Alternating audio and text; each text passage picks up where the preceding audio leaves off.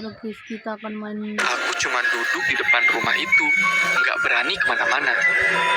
Nah, tiba-tiba, halo teman-teman semuanya, kembali lagi dengan aku Blackbee dan selamat datang di series Keramat, kisah cerita malam Jumat. Dimana di series ini aku akan ngebawain cerita dan pengalaman menyeramkan dari kalian semua yang udah kalian kirim ke aku. Dan terima kasih banyak sebelumnya buat kalian yang udah mengirimkan cerita kalian lewat DM ataupun di email. Jadi ceritanya ada banyak banget teman-teman. Jadi mungkin bakal aku bacain nanti satu persatu. Siapkan diri kalian, mari kita mulai ceritanya.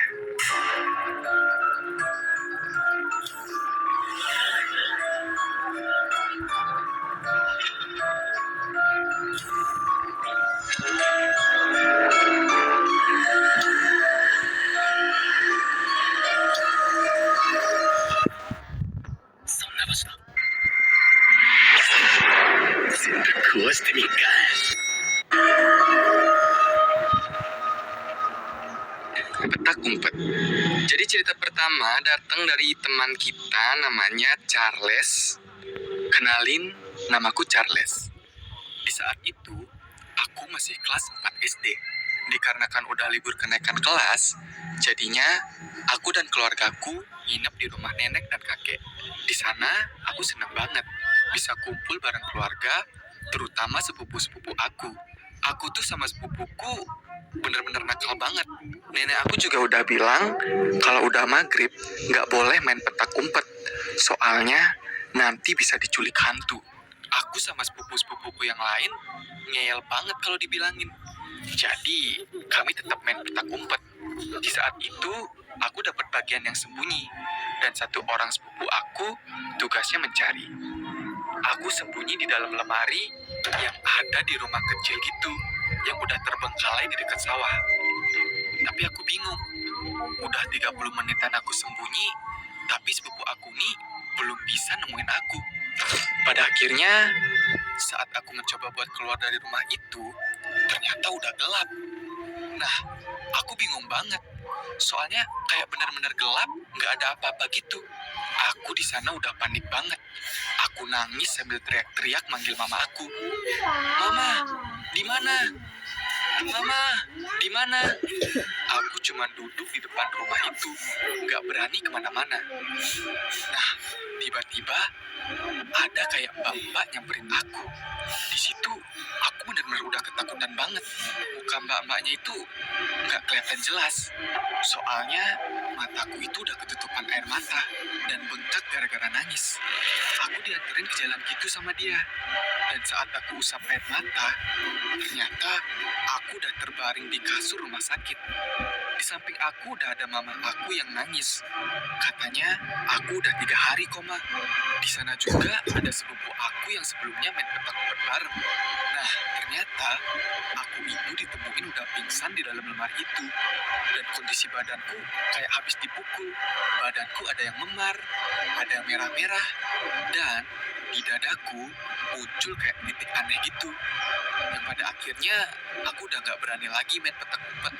Apalagi aku juga dimarahin sama nenekku. Singkat cerita, aku udah mulai pulih dan liburan sekolah pun udah mulai selesai. Akhirnya aku pulang dari rumah kakek dan nenek, dan aku sampai sekarang masih gak tahu siapa mbak-mbak yang nyamperin aku waktu itu. Nah, begitulah ceritaku. Jadi ya, pelajaran dari ceritaku ini, kalian jangan pernah ngeyel kalau dibilangin sama orang tua. Ingat, manusia itu nggak ada yang abadi. Hargai mereka selagi masih ada. Damn. Ini cerita yang ada pesan moralnya juga, teman-teman. Benar sih yang dikatain sama si Charles. Kita tuh harus apa ya? Jangan ngelawan gitu loh kalau dikasih tahu. Kalau jangan ya jangan begitu. Tapi di satu sisi ini serem juga ini dengan usia anak sekecil itu ya, masih kelas 4 SD gitu. Tapi yang bikin merinding nih sumpah disamperin mbak-mbak gitu kan. Anjay, ini serem sih. My God. Tapi ingat teman-teman ya, di balik cerita seremnya ini pelajaran yang bisa diambil itu tetap jangan ngelawan gitu kan. Kalau dikasih tahu enggak ya enggak gitu, karena kita nggak akan ada yang tahu kejadian apa yang bakal kita alamin. Contohnya kayak si Charles ini, dia dibilangin jangan main, tetap main, dan akhirnya kejadian horor tadi itu. Jadi begitu kurang lebih ya. Oke, kita lanjut aja ke cerita selanjutnya teman-teman. Suara ketukan. Jadi cerita selanjutnya ini ada dari salah satu teman kita namanya Julpa. Jadi kebanyakan cerita horor yang aku alamin itu bareng sepupu aku. Jarak aku sama sepupuku ini sekitar 1 tahun gitu. Jaraknya lumayan dekat dan kita itu nempel banget. Jadi kayak nggak bisa dipisahin gitu dari kecil. Kemana-mana harus bareng. Nah, pernah suatu hari karena dia ini baru bisa bawa motor gitu, jadi kalau disuruh kemana-mana kita selalu mau. Kayak disuruh belanja, walaupun tempatnya itu agak jauh, tapi kita tetap mau. Jadi ceritanya waktu itu malam, habis maghrib gitu kan, kita keluar disuruh untuk beli gula merah. Padahal ada warung deket situ, tapi kita milih buat pergi ke pasar. Dan rute ke pasarnya itu kita milihnya muter yang jauh banget gitu. Nah, lewatlah kita nih ke gedung serbaguna gitu. Namanya Gedung Pancasila di sini. Nah, di Gedung Pancasila itu ada tugunya. Oh iya, sedikit informasi, si sepupu aku nih emang bisa kayak ngerasain horor-horor gitu. Lanjut cerita, pas sebelum belokan ke tugu itu, dia kayak ngerasa hawa yang gak enak. Terus, dia ada ngeliat kayak bayangan hitam gede banget. Kalau aku cuman bisa ngerasain hawanya aja, tiba-tiba beda gitu. Kayak tiba-tiba dingin, tapi aku milih diam. Terus, pas udah sampai tugu, aku nyium bau pandan. Terus aku bilang, kau nyium bau pandan gak? Kataku begitu. Di situ, sepupu aku langsung ngebut kencang banget. Terus udah agak jauh, dia baru bilang, ngapain kamu ngomong gitu di tempat itu? Aku juga nyium, tapi minimal ngomongnya pas udah sampai rumah lah. Kata dia begitu.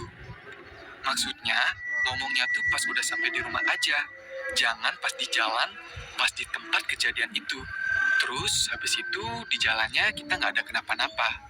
Dan sampailah kita di rumah. Oh iya, di sini aku dan sepupu aku tuh lagi nginep di rumah Bibi. Bibi yang tadi sempat nyuruh kami beli gula merah. Nah, di hari yang sama, sekitar jam 10, kami udah balik dan masuk ke kamar. Jam 10 malam sebenarnya belum terlalu malam ya. Tapi waktu itu kami masih SD atau awal-awal SMP gitu. Jadi ya buat kami jam 10 tuh udah berasa kayak tengah malam banget. Kamar tempat kami tidur tuh posisinya paling pojok di bangunan rumah. Nah, sebelah kamar itu ada tanah kosong lumayan luas. Jaraknya tuh sekitar 5 meteran sebelum nyambung ke rumah tetangga. Di situ juga ada satu pohon yang gede banget, yang bikin suasananya makin ya gitulah. Waktu itu kami belum tidur, masih asik main HP berdua di kasur. Tiba-tiba ada suara ngetok dari arah dinding. Dinding kamar kami itu emang kebuat dari papan kayu, jadi jelas banget lah kedengarannya. Awalnya cuma sepupu aku yang denger. Dia langsung nanya ke aku, kamu denger nggak? Ada yang ngetok. Aku yang belum dengar apa-apa, saat itu cuma jawab, hah? Nggak ada ah. Kamu lagi halu kali. Sambil ketawa-tawa gitu. Aku kira dia bercanda, atau paling lagi halusinasi. Terus kami mikir juga, aneh sih.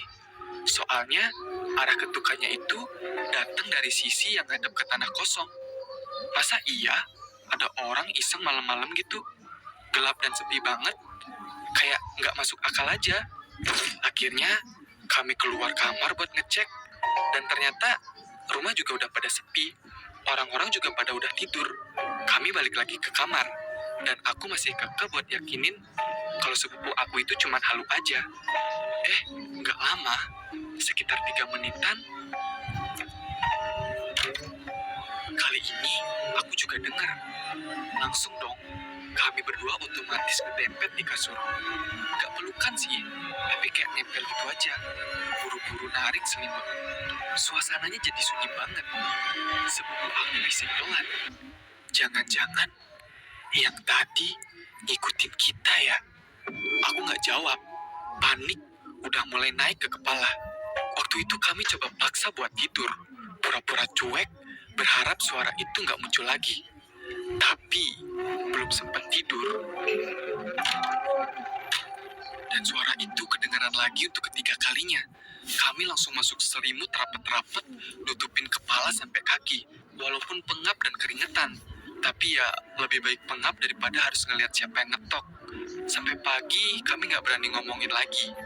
Dan ya, itu salah satu malam yang paling menyeramkan yang pernah aku alamin. Itu dia teman-teman, cerita dari Julfa. Di sini nggak tahu kenapa aku juga kayak ngerasa apa ya, kayak pusing gitu dengar ceritanya. Aku bisa ngerasain sih itu gimana kondisi rumahnya ya, dari gimana dia perjalanan waktu ngelihat bayangan gitu, nyium bau pandan gitu. Emang bau pandan tuh ada nandain sesuatu gitu kali ya? Aku juga kurang tahu ya. Jadi itulah dia teman-teman cerita menyeramkan dari kalian yang udah aku bacain di Keramat episode kali ini. Jadi gimana menurut kalian teman-teman dari kedua cerita yang udah aku bacain? Menurut kalian nih, mana cerita yang serem dan creepy banget teman-teman? Jadi mungkin untuk episode kali ini segitu aja dulu cerita yang bisa aku bacain. Dan buat kalian yang ada cerita dan pengalaman horor, kalian bisa banget buat kirim lewat DM Instagram aku. Ini udah selesai guys, bye guys.